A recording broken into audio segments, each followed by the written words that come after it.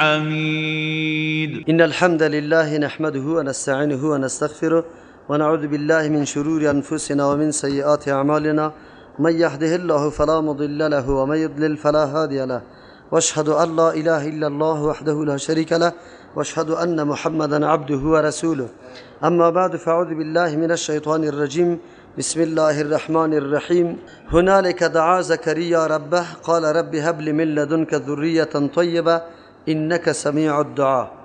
آیات قبلی الله تبارک و تعالی داستان تولد مریم که مادرش او را نذر کرده بود برای خدمت بیت المقدس. الله تبارک و تعالی این مریم دختری را که از بسیار بچه ها کرده بهتر است، بلکه در حدیث ثابت شده که 4 زن کامل شده. یکی از او جمله زنا مریم است که دختر عمران است. الله تبارک و تعالی عجیب طبیعت بر یزید داده بود در عبادتش، در پاکدامنیش، بلکه الگو و نمونه برای زنان مسلمان است. مریم کدام حالتی که سرش آمده پشت سر هم الله تبارک و تعالی حالاتش بیان میکنه، به این اکتفا نمیکنه، چرا که اصل موضوع رد بالای نصارا است. علتش است که نصارا در شان مریم و عیسی علیه السلام عقیده غلط داشتند. بعضی نصارا مریم الله سوم فکر میکردن، نعوذ بالله، مثل که بچهش هم عین الله یا الله سوم یا سوم الله شمار میکرد. الله تعالی به ذکر زندگی یا حالات تولد از یا اشاره به این میکنه که یا از اول مرحله تا آخر محتاج بودن، حتی ضرورت به کفالت داشت که زکریا علیه السلام کفالت مریم کرده بود. ضرورت به خوردن و نوشیدن داشت. کسی که به خوردن و نوشیدن ضرورت داشته باشه او حتما طرف تشناب میره. پس هیچ وقتی الله شده نمیتونه، متصرف شده نمیتونه. یقینا فرقه های نصارا که الله تبارک و تعالی سرشان رد میکنه به این خاطر که مریم و نعوذ بالله الله میشمارن، یعنی صفات الوهیت برش ثابت میکنه. اگر در بین مسلمانان ما کسای پیدا شوه و همچون نسبت ها را برای اولیای کرام بکنه، هیچ کدام فرقی وجود نداره، چرا که الله تبارک و تعالی وجه مشترک نعوذ بالله گمراهی یک طایفه و قوم اینمی را بیان میکنه که مخلوق عاجزه در مرتبه خالق برسانه، او را صفت الوهیت قائل شوه. موضوع در اینجا رسیده بود که مریم در کفالت زکریا علیه السلام آمده. زکریا علیه السلام اتاق را برش خاص کرده و هرگاه بیرون میره دروازه را قلف میکنه، لیکن پسان که میایه در اتاق میوه های پیدا میشه که در اون موسم اون میوه ها نمی باشه. به ازمو خاطر جویای و جستجوی گپ کرد از خود مریم و مریم بی برش جواب گفت که قالت هو من عند الله، این از جانب الله تبارک و تعالی است، یعنی کمال من نیست، الله تبارک و تعالی برای ما اینمی رزق میده. در اینجا الله تبارک و تعالی وقتی که به مریم روزی داد با وصفی که زکریا علیه السلام پیغمبر است، یقین کامل داره که الله قادر مطلق است که هرگاه بر ما اولاد در حالت پیری هم بده یا در حالی که زنم عقیم باشه نازا باشه هم اولاد داده میتونه. اما این امر توسط نظرش مشاهده نشده. از امو خاطر آلی که دید که میوه که در این موسم نیست فعلا در این موسم داده شده، آلی آرزو یا مطالبه زکریا علیه السلام در قلبش قوی شد. آلی ناامید از سوال کردن الله تبارک و تعالی نیست.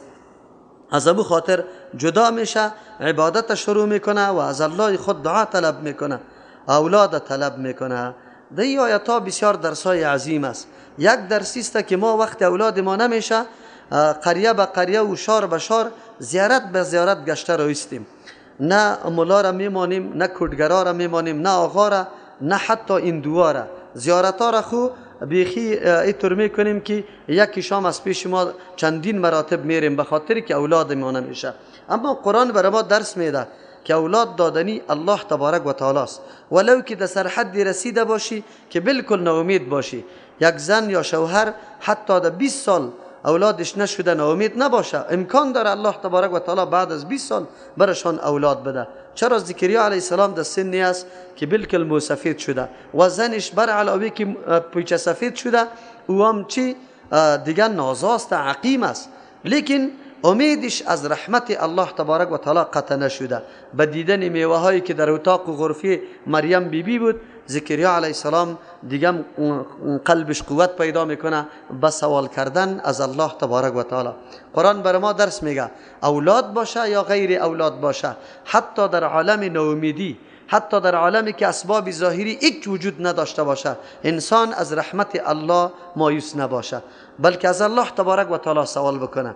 یک موضوع را بر ما درس داد، موضوع خیلی مهم است که در زندگی مردم دوچار اینمی مشکلات شده، خود در بدر کرده به خاطر اولاد پیدا شدن، یک زیارت نمانده، حالان که کلش کارای شرک است، بدعت است، نعوذ بالله، جادوها کرده، مردم متهم کرده که فلانی سرم جادو کرده، که اینطور کرده، حالان که کلش تقسیمات الله تبارک و تعالی است. در روز ازل در تقدیر الله فیصله میکنه که بکی اولاد بده، بکی اولاد ذکور بده، بکی اولاد اناث بده، بکی اردویش بده، بکی هیچ نده. این کار نظام الله تبارک و تعالی است. اگر کسی مؤمن باشه باید عقیده داشته باشه به فیصله و قضای الله تبارک و تعالی. شده میتونه اولاد برای آدم الله نمیده، امی بر ما خیر باشه. در صورت وجود اولاد نعوذ بالله ما منحرف میشدیم، راه حق ترک میکردیم. از این خاطر انسان به قضا و فیصله الله راضی باشه. بعضی مردم ها اینطور احساس میکنه که اولاد ندارم گپ خلاص است. خب من میگم که نه، بهترین اولاد اوست که ما تربیه کنیم. مثلا معلمین، کسایی که در مکاتب هستند، در مدارس هستند، اولاد مردم به وجه درست از صمیم قلب درس میده، اینمی کلش اولادایش است. چرا؟ هر شاگردی که تو نیک تربیه میکنی آینده او عمل صالح میکنه، بری تو دعا میکنه، اینی برد اولاد است. اصلی اولاد اینمی را میگه. تنهایی اولاد نیست که از نسب آدم پیدا شده باشه خیر و خلاص. استادا شاگردایشان کلش از اولاد خودش کده، این اولادا بهتر است. چرا؟ شاگرد هیچگاه در مقابل استاد خیانت نمیکنه، اما اولاد در مقابل پدر خیانت میکنه. از امو خاطر اگر کسی میخواه که ما آلی صاحب اولاد ندارم، صاحب اولاد شام، رایش کدام است؟ برای تربیه ایتام بکنه، کفالت یتیما را دوش بگیره و را تربیه کنه، اون اولاد است برش. در یک مرکز تعلیمی و مدرسه کمک کنه که وادا تربیه سالم بیابه، اینی عینا اولاد است برای انسان. انسان باید ناامید نباشه از اقارب خدا، خوارزاده، برادرزاده، بچه کاکا، بچه ماما، بچه خاله، اقارب خدا انسان تربیه میکنه، تربیه سالم، کفالتش در دوش میگیری، اونمو حیثیت اولاد به انسان داره. به هر ترتیب انسان در عالم اسباب هرگاه که کلی اسباب پیشش نباشه ظاهری، امید داشته باشه به رحمت الله تبارک و تعالی. دوم چیزی که برای ما درس داده میشه ایست که انسان وقتی میخواه از کی بخواه و چه قسم بخواه، از کی بخواه و چه قسم بخواه، او موضوعی که فعلا کل امت دایی نعوذ بالله به خطا رفته. یا از الله نمیخواه، از قبرا میخواه و چی رقم میخواه، چی رقمش هم نمیدانه، بلکه رقمش اینطور میگه که یا الله این رویدارت است، ما این را شفی کرده. در یک دعای پیغمبر امی رقم نامده، حالان که پیغمبر علیه السلام از او کده بابا و اجدادش ابراهیم خلیل الله و اسماعیل علیه السلام، اسحاق علیه السلام، یا کلش انبیای برجسته و ممتاز تیر شده. بعد وسیله بکنه بگوه که یا الله بروی ابراهیم خلیل الله. اینجا کرامت مریم قطعی ثابت است.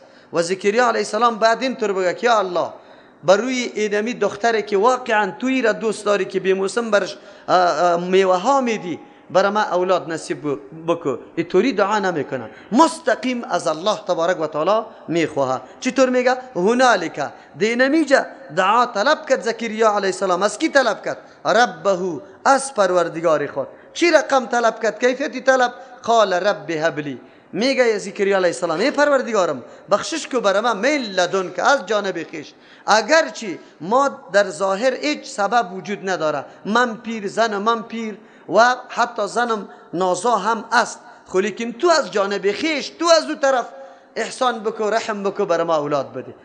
اسباب ظاهری وجود نداره، اما از جانب تو اگر به اصطلاح عوام ما اوکی شوه باز دیگه امر شده نیست. ببینید قرآن کریم در ضمن داستان انبیاء علیهم السلام طریقه سوال کردن از الله برای ما یاد میده که از الله چه رقم سوال میشه. در کل قرآن کریم یک دعا را شما پیدا بکنید که گفته باشه به حق فلان، یا به طفیل فلان، یا به برکت فلان، یا به روی فلان. اما امو کسایی که مردم دعوت به شرک و بت پرستی و قبر پرستی میکنه، شما سعی کنید دعاهایش همیشه کمی دست بالا میکنه بروی اولیاء و بروی فلانی. و برادر تو خود ولی جور کو، تو خود ولی جور کو. ولی کیسته؟ هم تو واری انسان است، تو واری شخص است، به الله خدا نزدیک کده، اعمال نیک کده، به الله نزدیک شده. تو نمیتونی؟ الله کدام مانع را به تو گذاشته که به الله نزدیک نشوی؟ چرا بری خود جنجال جور کده رویستی؟ آیا الله زیاد رحم نداره از ولی کده؟ ولی خیلی مهربان است که رویداری تو را دو بکنه. چه مناسبتی با ولی داری؟ با الله که مناسبت و رابطه نداری، با الله چه مناسبت و رابطه داری؟ اینجاست مردم آیسته آیسته اول توسل میکنه، باز مستقیم در شرک مبتلا میشه. شرک همیشه بینمی سیستم آمده، در بین ملت ها داخل شده که اول او مردم ها را تعظیم کرده از حیث ازی که یا عابدین است، پس آنها بازوار مشکل کشا و حاجت روا دانسته. امروز هم زیارت ها همینطور است، اول توسل میکنه اما آینده خب باز علم وجود نداره، مردم میره مستقیم از زیارت ها طلب میکنه، مردم در شرک مبتلا میشه. داعیین شرک اینمی علمای بدبخت است، دور از علمای حقانی که مردم فقط عظمت ولی را بیان میکنه، از الله را یک روز بیان نمیکنه، صفات الله را یک روز برات بیان نمیکنه که الله را بشناسی، صفاتش عظیم در ذهنت بیاید که تو همیشه به الله التجا و تضرع بکنی. همیشه خوابای غلط و دروغ برات حکایت میکنه به خاطر ازی که توجه تو طرف زیارت باشه. یا داعیین شرک است، نعوذ بالله، داعیین توحید الله نیستن. قرآن کریم سیکو طریقی دعا را از زکریا علیه السلام بر ما بیان میکنه. رب هب لی، ای پروردگار ما بخشش کو برای ما، من لدنک از جانب خویش، ذریتا اولادی را، ایتور اولاده، طیبتا که خیلی پاکیزه باشه. عجیب است، زن عمرانم که طلب میکنه میگه برای ما ایتور اولاده بده که او بالکل آزاد باشه، فارغ باشه، کار ماری دنیا را نکنه، خدمت منبت ما را نکنه. ما برای خود نمیخوایم، اولاده که میخوایم برای خدمت خود راحت خود نمیخوایم. عجیب دعاها است که برای ما تعلیم میده. اولاد برای چیست؟ برای درد چی میخوره؟ اولاد ما به خاطر ازی طلب میکنیم که میراث نشویم، اما کسایی که دین میفهمه، کسایی که حقیقت میفهمه و اولاد بی خاطر طلب میکنه، یکیش برای خدمت دین طلب میکنه، دیگهش میگه طیب باشه. طیب کی را میگه؟ که او فایدمند باشه، یعنی زندگی از او واقعا پاکیزه تیر شوه، ملوث به گناه نباشه، او اولادی نباشه که نام پدر را خاک بزنه، اولادی باشه که در نقش قدم پدر که پیغمبر است به مو سیستم روان باشه.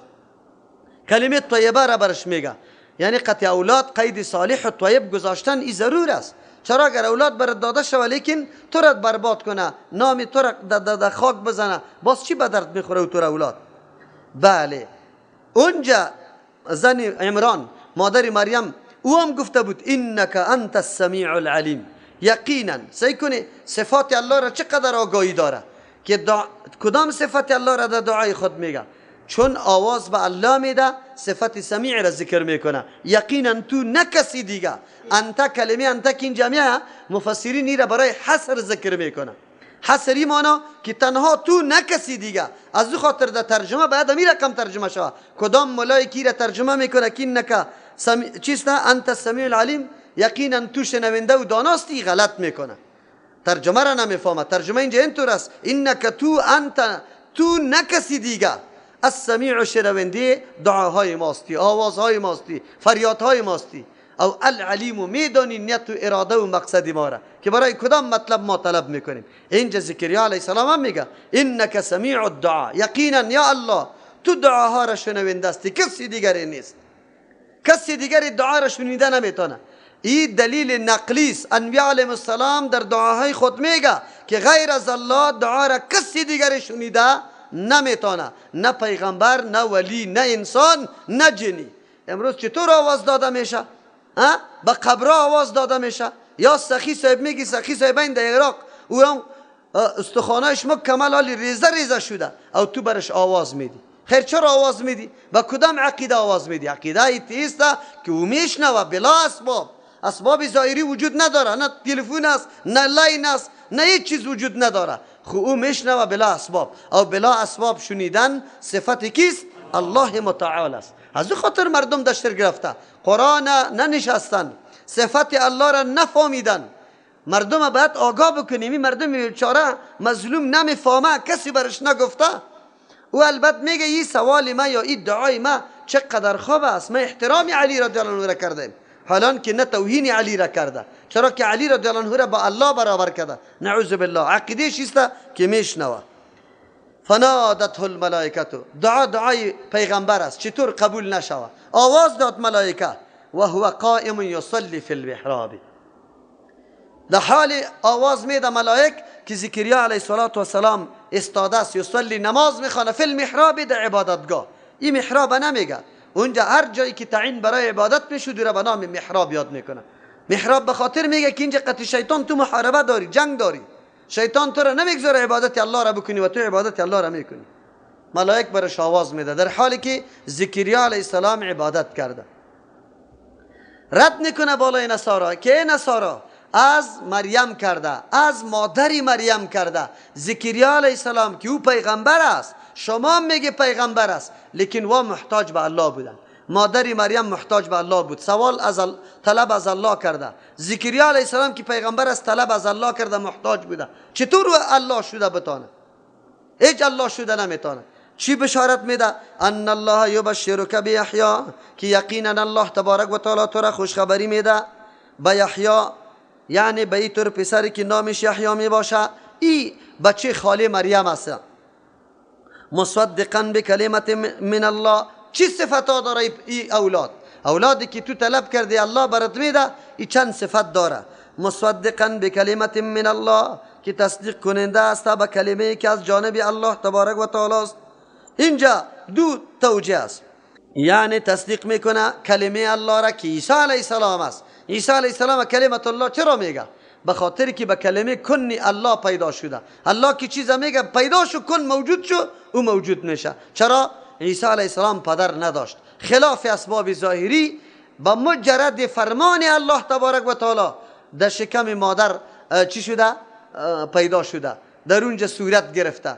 اینجا سبب ظاهری وجود نبوده که پدر و مادر اردو باشه، بلکه تنها مادر است، به فرمان الله در شکم مادر پیدا شده. از او خاطر یحیی علیه السلام که بچه خاله است، او تایید میکنه امی بچه خاله خدا، نبوتش، رسالتش، پشتیبانیش، میگه که بنده الله تبارک و تعالی است. از او خاطر تعبیر به کلمت الله شده.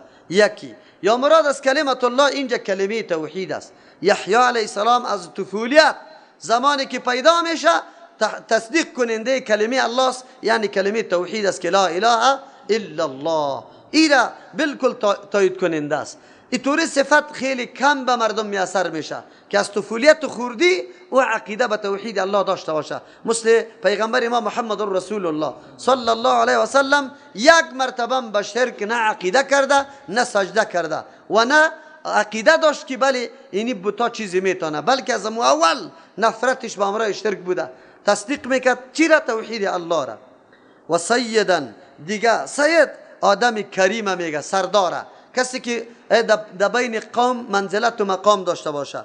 فقیه، کسی که خیلی دانا و شر باشه به نام سید یاد میشه. عالم، کسی که در وقت غضب سری غصه نمیشه، کنترل میتونه خدا، او را سید میگه. متقی، کسی که تقوا را پیشه میگیره سید میگه. کسی که هیچ حسد نمیکنه قطعی کسی، بلکه کسی که خیلی سخاوت داره. امی کل صفات در یحیی علیه السلام موجود است. چرا؟ این صفاتایی است که در انبیاء علیهم السلام مکمل موجود می باشه و یحیی علیه السلام هم پیغمبر است، این صفاتش موجود است. و حصورا، و همچنان بند کرده شده از چی؟ از لذت ها، از لذایت بند کرده شده. یک ترجمه است عام مفسرین میکنه، لیکن این ترجمه مرجوح است. میگه نکاح نکرده بود یحیی علیه السلام، این خدا بند کرده بود از نکاح. باز بعد از او سوال وارد میشه که نکاح خو فطرت الله تبارک و تعالی است، در پیدایش انسان ای را گذاشته و پیغمبر علیه السلام خودش میگه که از روشیم است. چطور شده میتونه خلاف فطرت یحیی علیه السلام نکاح نکنه؟ از او خاطر باز مفسرین ضرورت به جوابا داره که شریعت من قبل ناس، در شریعت ما ترک نکاح گناه داره بدون عذر، اما دو شریعت ها نداشت. لیکن نه، حصور اینجا معنای دیگه داره. حصورا بند کرده شده از همه گناه ها، هیچ نوع گناه را مرتکب نشده. حصور این معنا را داره و این معنا نداره که زن نگرفته، بلکه از ظاهر دعای زکریا علیه السلام که بالا کرده گفت هب لی من لدنک ذریتا، ذریه او را میگه که بچه باشه، نواسه باشه، کواسه باشه، این را ذریه میگه. از این ظاهرش چون الله دعایش قبول کرده، حتما برای یحیی علیه السلام هم اولاد وجود داره. از او خاطر این معنا کردن که نکاح نکرده صحیح نیست. حالی نه ضرورت به سوال است و نه به جواب است. چرا؟ این منهجی است که کلی انبیاء علیهم السلام خوردن نوشیدن این امور فطری انسانی است. نکاح کردن تولد و تناسل این امور فطری چیست؟ انسانی. و انبیاء علیهم السلام این امور داره. هیچ ضرورت نیست که بگیم از نکاح خدا بند کرده، بلکه نکاح را هر پیغمبر کرده. و نبی من الصالحین، پیغمبر است از طرف الله تبارک و تعالی به سرش وحی آمده. من الصالحین، از اعلی لنبر او زمره طایفه های هستند. صالح کسی را میگه که نه در حق الله کوتاهی و قصور میکنه و نه در حق مخلوق الله کوتاهی و قصور میکنه. انبیاء علیهم السلام در رأس صالحین قرار داره، در رأس صالحین. لیکن در اینجا اشاره به این میکنه که مثل دیگه صالحا محتاج به الله است، مثل دیگه صالحا عبادت الله را کرده. امی یحیی علیه السلام هم پیغمبر است، در زمره صالحین است، عبادت الله را کرده و به الله محتاج است. رد میشه بالای نصارا که بیبی از مریم که در بالاتر مرتبه از یحیی علیه السلام است که پیغمبر است اما محتاج است، او هم از جمله صالحین است. یعنی در دل او کسایی هستند که عبادتی کی را کرده؟ الله را کرده و خود مخلوق است، محتاج است، الله شده نمیتونه. قال رب انا یکون لی غلام، زکریا علیه السلام وقتی بشارت میشنوه بسیار خوش میشه، هیجانی میشه. لیکن آلی در این فکر میشه که یاران به کدام سیستم پیدا میشه، من مامور به کدام نکاح دیگه میشم که دیگه زن بگیرم، یا ایست که در می حالت الله برام اولاد میده، یا ایست که نه این سن و سال ما را الله تغییر میده پس ما را جوان میسازه. اشکال یا صورتهای متنوع در زیر زکریا علیه السلام میگرده که کدام سیستم. از او خاطر در این شک نداره که الله برش اولاد داده نمیتونه، بالکل یقین داره که الله اولاد میده، لیکن کدام صورت میده. از او خاطر میگه انا چه قسم یکون باشه لی برای ما غلام بچه و قد بلغنی الکبر، حالان که رسیده بر ما الکبر چی؟ کلانسالی و امرأتی عاقر، و زن من بر علاوه کلانسالی و هم کلانسال است، بر علاوه از اون نازا است، عقیم است، یعنی قابل اولاد نیست.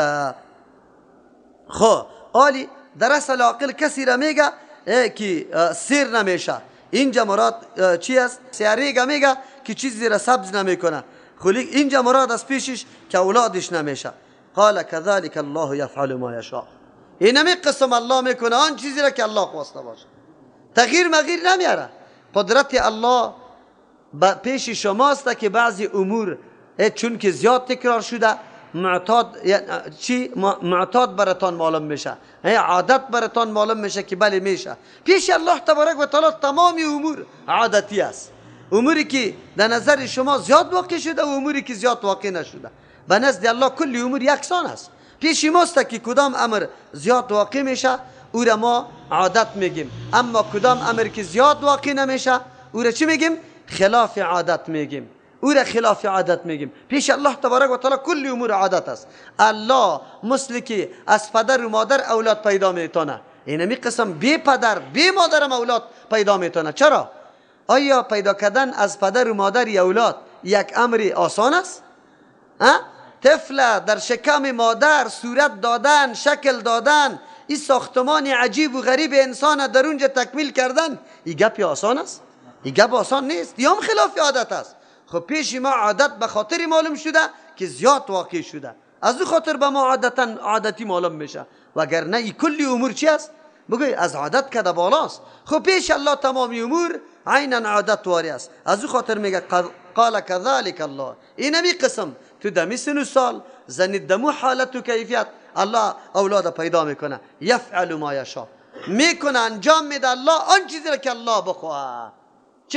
ما با صفت الله عقیده داشته باشیم، الله هر چیزی که بخواه هم میتونه، بس صفت الله است. این الله علی کل شیء قدیر است. اینجا ما هیچ وقت گفته نمیتونیم که چه رقم این کار شوه، نه الله میتونه. دادا اسمانونو نازمکی تنازل کړشو